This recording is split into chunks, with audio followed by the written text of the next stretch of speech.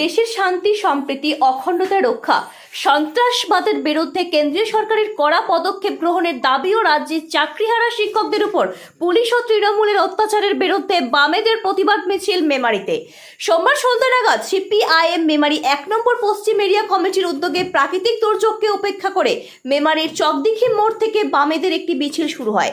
মিছিলটি মেমারি স্টেশন সংলগ্ন বেলতলা মার্কেটের কাছে এসে শেষ হয়।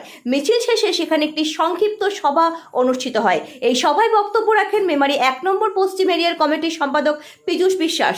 মিছিলে ছিলেন সিআইটিইউ জেলা সম্পাদক মণ্ডলীর সদস্য সনদ ব্যানার্জি, প্রশান্ত কুমার, জয়দেব ঘোষ, পিন্টু ভট্টাচার্য সহ প্রমুখ। শুনবো কি বলেন সিপিআইএম মেমারি ১ নম্বর পশ্চিম এরিয়া কমিটির সম্পাদক পীযূষ বিশ্বাস। 0 পয়েন্ট নিউজ মেমারি। আজ সিপিআইএম এর উদ্যোগে মেমারিতে কি করা হলো? সিপিআইএম এর উদ্যোগে দেশের শান্তি সম্প্রীতি এবং সন্ত্রাসবাদী কার্যকলাপের কড়া হাতে দমন করার জন্য কেন্দ্রীয় সরকারের কাছে আবেদন করে আমরা যে মিছিল সংগঠিত করব। টাকা খেয়েছে তৃণমূল, চাকরি গেল যোগ্য প্রার্থীদের, চোরেদের কেন চিহ্নিত করতে পারবে না?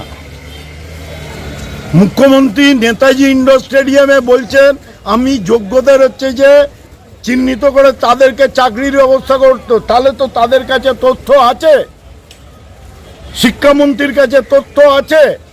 পূর্বের শিক্ষামন্ত্রীর খাটের তলায় কোটি কোটি টাকা যা হচ্ছে এই শিক্ষক নিয়োগ দুর্নীতিতে সংগৃহীত হয়েছে বলে গোটা রাজ্যের মানুষ জানে। তিনি জেল কাটছেন, তাহলে তাদেরকে চিহ্নিত করতে পারছে না এসএসসি দপ্তর।